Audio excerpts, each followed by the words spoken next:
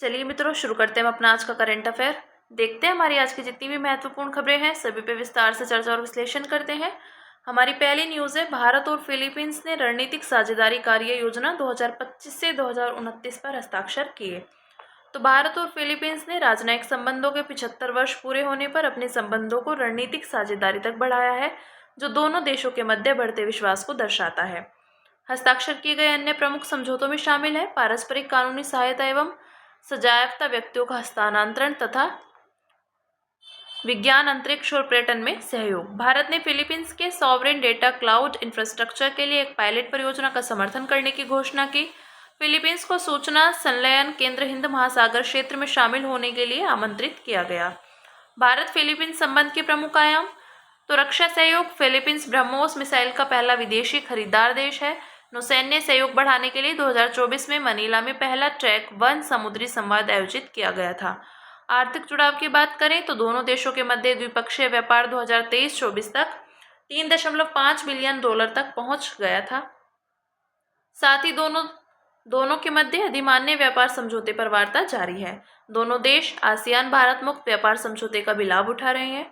क्षमता निर्माण एवं शिक्षा। तो फिलीपींस भारतीय तकनीकी एवं आर्थिक सहयोग के प्रमुख लाभार्थी देशों में से एक है। लोगों के बीच जुड़ाव। तो सांस्कृतिक आदान प्रदान कार्यक्रम को 2019 से 2023 तक के लिए बढ़ाया गया था। फिलीपींस में 70,000 से अधिक भारतीय प्रवासी रहते हैं। भारत फिलीपींस के बढ़ते रणनीतिक संबंधों का महत्व। तो साझा हिंद प्रशांत दृष्टिकोण। हिंद प्रशांत विश्व का सबसे तेजी से बढ़ता आर्थिक क्षेत्र है, लेकिन यह बढ़ते तनाव और अस्थिरता से भी ग्रस्त है। दोनों देश एक स्वतंत्र, खुले और नियम आधारित हिंद प्रशांत क्षेत्र का समर्थन करते हैं। फिलीपींस भारत के महासागर विजन में एक प्रमुख भागीदार है। महासागर यानी क्षेत्रों में सुरक्षा एवं विकास के लिए पारस्परिक और समग्र उन्नति। चीन के आक्रामक रुख से निपटना। 2016 के ऑर्बिटेशन के फैसले से दक्षिण चीन सागर में फिलीपींस के अनन्य आर्थिक क्षेत्र की पुष्टि की थी और संयुक्त राष्ट्र समुद्री कानून अभिसमय के तहत चीन के ऐतिहासिक अधिकारों के दावे को खारिज कर दिया था। भारत के साथ रणनीतिक संबंध फिलीपींस को एक विश्वसनीय, संतुलनकारी साझेदारी प्रदान करते हैं। बहुपक्षीय संस्थाओं को नया स्वरूप देना। तो दोनों देशों का मानना है कि जलवायु परिवर्तन, तकनीकी रूपांतरण, असमानता और सामाजिक न्याय सहित 21वीं सदी की चुनौतियों का सामना करने के लिए मौजूदा वैश्विक गवर्नेंस प्रणाली में सुधार की आवश्यकता है। जैसा कि भारतीय प्रधानमंत्री कहते हैं, भारत और फिलीपींस अपनी पसंद से मित्र हैं और नियति से साझेदार हैं। हिंद महासागर से लेकर प्रशांत महासागर तक दोनों देश साझा मूल्यों से जुड़े हुए हैं।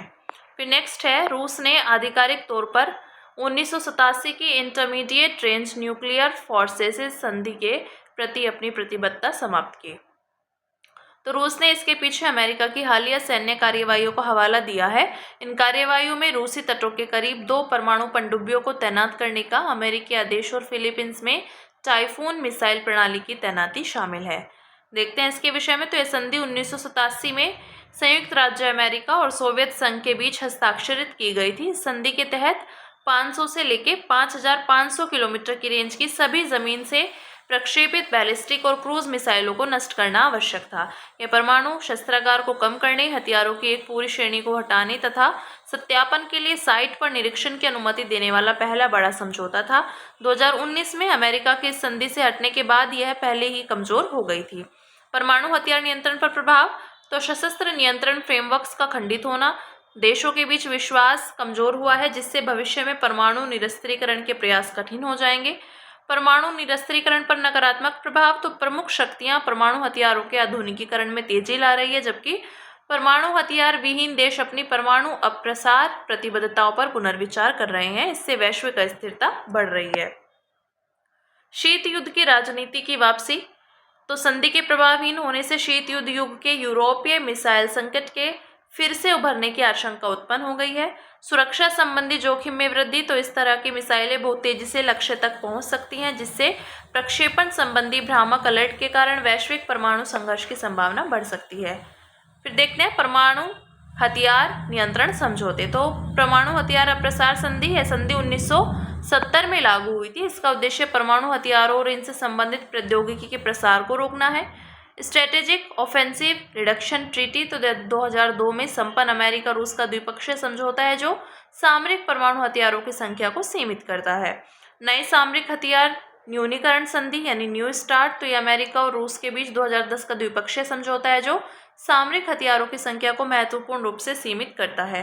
परमाणु हथियार निषेध संधि, तो इसे 2017 में संयुक्त राष्ट्र में अपनाया गया था और यह किसी भी परमाणु हथियार गतिविधि में भाग लेने पर प्रतिबंध लगाती है। फिर नेक्स्ट है उत्तराखंड के धराली में बादल फटने से अचानक बाढ़ आई। तो उत्तराखंड के उत्तरकाशी जिले में खीर गंगा नदी के ऊपर बादल फटने से अचानक बाढ़ आ गई। यह अलकनंदा नदी की सहायक नदी है। इस तरह की घटनाएं उत्तराखंड में अब ज्यादा घटने लगी है। 2013 की केदारनाथ त्रासदी इसका एक बड़ा उदाहरण है। बादल फटना क्या होता है? तो यदि किसी जगह पर 1 घंटे में 10 सेंटीमीटर या उससे ज्यादा बारिश हो जाती है तो उसे बादल फटना कहा जाता है। बादल फटने की घटनाएं बहुत छोटे दायरे और कम समय में होती है, इसलिए इनका पहले अनुमान लगाना मुश्किल होता है। इनकी निगरानी के लिए सघन रडार नेटवर्क्स या हाई रिजोल्यूशन वेदर मॉड्यूल्स की आवश्यकता होती है। ये घटनाएं मैदानों में भी घटित हो सकती हैं, लेकिन पहाड़ी इलाकों में ज़्यादा होती हैं क्योंकि वहाँ की भौगोलिक संरचना इनकी संभावनाओं में वृद्धि करती है। राष्ट्रीय आपदा प्रबंधन योजना 2019 में बादल फटने से होने वाली आपदाओं के लिए जोखिम कम करने की रणनीति दी गई है। फिर देखते हैं हिमालयी राज्यों की संवेदनशीलता के लिए उत्तरदायी कारक। तो भौगोलिक खड़ी ढलानी अरब सागर से आने वाली गर्म व नमीयुक्त हवा को तेजी से ऊपर उठने के लिए प्रेरित करती है। इस प्रक्रिया को ओरोग्राफिक लिफ्ट कहा जाता है। इससे बड़े बड़े ऊंचे कपासी स्तरीय बादल बनते हैं जो भारी मात्रा में बारिश करने में सक्षम होते हैं। जब ये बादल अत्यधिक नमी से भर जाते हैं और बारिश नहीं हो पाती तो एक समय ऐसा आता है जब ये बादल फट जाते हैं। मानव जनित तो वैश्विक तापमान बढ़ने के कारण भारत में अत्यधिक वर्षा की घटनाओं में समग्र वृद्धि हुई है। केदारनाथ बाढ़ पर एक अध्ययन में पाया गया कि उस दौरान हुई ज्यादातर वर्षा के लिए ग्रीन हाउस गैसें और वायुमंडलीय प्रदूषक जिम्मेदार थे। फिर नेक्स्ट है इंटरनेशनल सीबेड अथॉरिटी ने ISA असेंबली के ऐतिहासिक 30वें सत्र का समापन किया। तो यह सत्र संयुक्त राष्ट्र समुद्री कानून अभिसमय और इसके 1994 भाग 11 कार्यान्वयन समझौते के तहत ISA की स्थापना की 30वीं वर्षगांठ के साथ संपन्न हुआ। 30वें सत्र के प्रमुख निर्णय तो कॉमन हेरिटेज फंड के विकास में प्रगति हुई। यह संधारणीयता, क्षमता निर्माण और समान लाभ साझाकरण के लिए वित्तीय सहायता प्रदान करेगा। आर्थिक योजना आयोग का संचालन शुरू किया गया जो समुद्र नीतल खनन के आर्थिक प्रभावों का आकलन करेगा और निवारण उपाय सुझाएगा। 1 नवंबर को अंतर्राष्ट्रीय गहरा समुद्र नीतल दिवस के रूप में अपनाया गया। इंटरनेशनल सीबेड अथॉरिटी के विषय में देखते हैं तो ISA राष्ट्रीय अधिकार क्षेत्र से परे समुद्र नीतल के खनिज संसाधनों का प्रबंधन करता है। विश्व के महासागरों का लगभग 54% हिस्सा राष्ट्रीय अधिकार क्षेत्रों के अंतर्गत आता है। यह विश्व का एकमात्र अंतर्राष्ट्रीय निकाय है जो राष्ट्रीय सीमाओं से परे गहरे समुद्री क्षेत्रों पर केंद्रित है। ISA का उद्देश्य सुनिश्चित करना है कि खनन सहित गहरे समुद्र में होने वाली सभी आर्थिक गतिविधियां विनियमित हों और जिम्मेदारी से संचालित हों। मुख्यालय किंगस्टन, जमैका। सदस्यता 170-169 देश प्लस यूरोपीय संघ। UNCLOS के सभी पक्षकार इसके सदस्य हैं। ISA की कुछ हालिया पहले तो डीप सी बायोबैंक पहल DBI 2025। इसका उद्देश्य है राष्ट्रीय अधिकार क्षेत्र से परे अंतर्राष्ट्रीय समुद्री नीतल क्षेत्र से गहरे समुद्र के जैविक नमूनों और आनुवंशिक डेटा तक वैश्विक पहुंच को बढ़ाना। ये गहरे समुद्र के जैविक नमूनों का एक वैश्विक भंडार स्थापित करेगा जो अनुसंधान और क्षमता विकास गतिविधियों के लाभ लिए सुलभ होगा। AREA 2030 तो 2030 तक अंतर्राष्ट्रीय समुद्र नीतल क्षेत्र का हाई रिजोल्यूशन मानचित्रण करना। सतत समुद्र नीतल ज्ञान पहल तो गहरे समुद्र की प्रभावी सुरक्षा और प्रबंधन के लिए वैज्ञानिक आधार को मजबूत करना। भारत के विदेश मंत्री ने प्रथम बिम्स्टेक पारंपरिक संगीत समारोह में निष्पक्ष और प्रतिनिधित्वपूर्ण वैश्विक व्यवस्था का आह्वान किया। तो उन्होंने कहा कि सामूहिक इच्छा यह है कि एक निष्पक्ष और प्रतिनिधित्व वैश्विक व्यवस्था हो, न कि कुछ शक्तियों के प्रभुत्व से युक्त। यह बयान अमेरिका द्वारा भारत पर 25% रेसिप्रोकल टैरिफ लगाने की घोषणा की पृष्ठभूमि में आया है। गैर प्रतिनिधित्व वैश्विक व्यवस्था तो अमेरिकी प्रभुत्व द्वितीय विश्व युद्ध के बाद वैश्विक उदारवादी व्यवस्था को आकार देने में अमेरिकी प्रभुत्व की अवधारणा केंद्र में रही है। हाल के दशकों में अमेरिकी प्रभुत्व में सापेक्ष गिरावट आई है जिसके निम्नलिखित कारण है। उभरती शक्तियों जैसे चीन से आर्थिक प्रतिस्पर्धा, रणनीतिक अतिविस्तार और बहुपक्षीय संस्थानों से पीछे हटना। भू राजनीतिक शक्ति के साधन के रूप में व्यापार तो इसमें विकसित देशों की टैरिफ नीतियां शामिल हैं जैसे यूरोपीय संघ का कार्बन टैक्स और व्यापार नीति के हिस्से के रूप में आर्थिक प्रतिबंध। वैश्विक संस्थाओं में असमान प्रतिनिधित्व तो ग्लोबल साउथ का संयुक्त राष्ट्र सुरक्षा परिषद, विश्व बैंक जैसी संस्थाओं में समान प्रतिनिधित्व नहीं है। अप्रभावी बहुपक्षवाद तो शक्तिशाली राष्ट्र बहुपक्षीय मंचों को दरकिनार कर देते हैं। इससे वास्तविक वैश्विक सहयोग कमजोर होता है और खंडित एवं हित चालित वैश्विक प्रतिक्रियाएं उत्पन्न होती हैं। डीग्लोबलाइजेशन और क्षेत्रीय एकीकरण तो शक्ति अधिक बिखरी हुई और ASEAN, आसियान, क्वाड, ब्रिक्स जैसे क्षेत्रीय गुटों में केंद्रित हो रही है। आगे की रहा तो बहुपक्षीय संस्थाओं में सुधार तो संयुक्त राष्ट्र सुरक्षा परिषद का विस्तार, ब्रिटेन वुड्स संस्थाओं का पुनर्गठन और ग्लोबल साउथ की अधिक भागीदारी, समावेशी बहुपक्षवाद तो G20, ब्रिक्स, IBSA जैसे समूह को मजबूत करना और सहमति आधारित निर्णय लेने की अनुमति देना और मुद्दों पर आधारित सहयोग बढ़ाना तो शांति, जलवायु परिवर्तन, मानवाधिकार जैसे वैश्विक मुद्दों का सहमति में समाधान करना। नेक्स्ट है WHO ने हेपेटाइटिस डी को हेपेटाइटिस बी और सी की तरह कैंसरकारी माना। तो हेपेटाइटिस डी एक कमजोर वायरस है जिसे प्रतिकृति के लिए हेपेटाइटिस बी वायरस की आवश्यकता होती है। इसका अर्थ है कि हेपेटाइटिस डी केवल उन्हीं लोगों को प्रभावित करता है जिन्हें पहले से ही हेपेटाइटिस बी है, चाहे वे इसके साथ साथ प्रभावित करें या बाद में। हेपेटाइटिस वायरस के विषय में देखते हैं तो viral hepatitis A, B, C, D और E प्रकार गंभीर लीवर संक्रमण के प्रमुख कारण है। हालांकि केवल हेपेटाइटिस B, C और D ही चिरकालिक संक्रमण का कारण बन सकते हैं। इससे लीवर सिरोसिस, लीवर फेलियर या कैंसर का जोखिम अधिक होता है। हेपेटोसेल्यूलर कार्सिनोमा तो एक प्रकार का लीवर कैंसर विश्व स्तर पर शीर्ष 10 कैंसरों में से एक है। टीके की उपलब्धता तो हेपेटाइटिस सी वायरस के लिए कोई टीका उपलब्ध नहीं है। हेपेटाइटिस बी का टीका HDV हेपेटाइटिस डी वायरस संक्रमण से सुरक्षा प्रदान करता है। वैश्विक प्रभाव तो हेपेटाइटिस बी, सी और डी से दुनिया भर में 300 मिलियन से ज़्यादा लोग प्रभावित होते हैं और हर साल करीब 1.3 मिलियन लोगों की मौत होती है। इनसे ग्रसित अधिकतर लोगों को पता ही नहीं होता कि उन्हें यह बीमारी है। प्रमुख पहले देखते हैं तो भारत राष्ट्रीय वायरल हेपेटाइटिस नियंत्रण कार्यक्रम 2018 का उद्देश्य SDG 3.3 के अनुरूप 2030 तक हेपेटाइटिस सी को खत्म करना है। साथ ही इसके अन्य प्रकारों से होने वाली मौतों को भी कम करना है। वैश्विक HIV, वायरल हेपेटाइटिस और यौन संचारित संक्रमणों पर WHO की वैश्विक स्वास्थ्य क्षेत्रक रणनीति 2022 से लेकर 2030 का उद्देश्य लोक स्वास्थ्य समस्या के रूप में वायरल हेपेटाइटिस का उन्मूलन करना है। हेपेटाइटिस से निपटने में प्रमुख चुनौतियां तो कम निदान 2022 में केवल 13% हेपेटाइटिस बी और 36% हेपेटाइटिस सी मामलों का ही निदान हो पाया था। खराब टीका कवरेज तो भारत में टीकाकरण कार्यक्रम में शामिल होने के बावजूद हेपेटाइटिस बी टीके का कवरेज सिर्फ 50% है। सीमित इलाज तो इलाज के लिए बहुत कम दवाएं उपलब्ध है। हालांकि बुलेविटाइड जैसी नई दवाएं उम्मीद जगा रही हैं। ठीक है, अब बात करेंगे अन्य सुर्खियों की, जिसमें पहली न्यूज है अनुसूचित जनजातियों के लिए सीटों का आरक्षण। तो लोकसभा ने गोवा विधानसभा में अनुसूचित जातियों का आरक्षण प्रदान करने के लिए एक विधेयक पारित किया। देखते हैं इसके विषय में तो अनुसूचित जातियों, अनुसूचित जनजातियों के लिए आरक्षण तो संविधान का अनुच्छेद 332 सभी राज्यों की विधानसभाओं में अनुसूचित जातियों और अन्य सभी अनुसूचित जनजातियों के लिए सीटों का आरक्षण अनिवार्य करता है। असम के लिए विशेष प्रावधान तो विधानसभा में स्वशासी जिलों के लिए सीटें आरक्षित होंगी। अनुपातिक प्रतिनिधित्व तो आरक्षित सीटें राज्य में अनुसूचित जाति, अनुसूचित जनजाति की जनसंख्या के अनुपात में होनी चाहिए। फिर नेक्स्ट है क्रिल। तो क्रिल प्रजाति मत्स्यन, जलवायु परिवर्तन और मछली आहार, पालतू पशु आहार तथा मानव सप्लीमेंट में उपयोग होने वाले इसके ओमेगा 3 तेल की बढ़ती मांग के कारण बढ़ते दबाव को झेल रही है। गौरतलब है कि क्रिल समुद्री खाद्य श्रृंखलाओं के लिए महत्वपूर्ण प्रजाति है। तो ये लघु आकार की और पेलाजिक यानी खुले समुद्र क्रस्टेशियन प्रजाति है। ये मुख्य रूप से अंटार्कटिक महासागर, उत्तरी अटलांटिक और उत्तरी प्रशांत में पाई जाती है। पारिस्थितिकी तंत्र में भूमिका तो ये अंटार्कटिक पारिस्थितिकी तंत्र की कीस्टोन प्रजाति है। इनका आहार पल्लवक है। वहीं वेल, सील, स्क्विड और समुद्री पक्षियों के लिए क्रिल आहार के प्राथमिक स्रोत हैं।